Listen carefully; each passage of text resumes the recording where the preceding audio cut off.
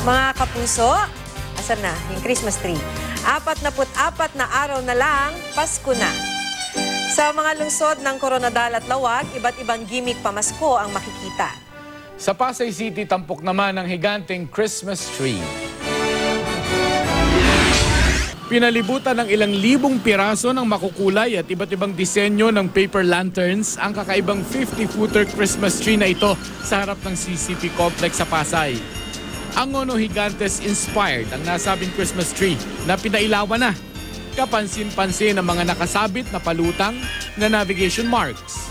Kadalasan itong gamit ng mga mangingisda na simbolo ng diwa ng Paskong Pilipino. Nagpapakita raw ito ng pagtutulungan at pagbibigay liwanag sa buhay ng isa't isa. Atraksyon din sa lugar ang makukulay na Christmas lanterns na gawang San Fernando, Pampanga. Sinasabayan pa ito ng lights and sound show na mapapanood ng publiko kada alas 6 ng gabi. Magtatagal yan hanggang January 3. Maganda siya, as in nung in-unveil siya, sobrang ganda nung pag-open.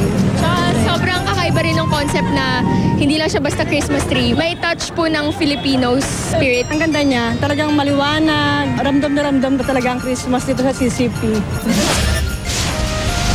Agaw pansin naman ang puting Christmas tree sa loob ng City Hall ng Coronadal City, South Cotabato. Gawa ang 12 talampakang Christmas tree sa mga lumang sanga ng puno ng langka.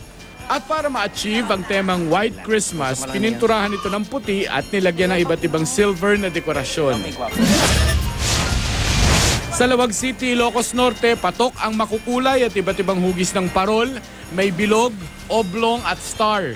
Mabibili ang mga ito sa halagang 450 hanggang 1,200 pesos.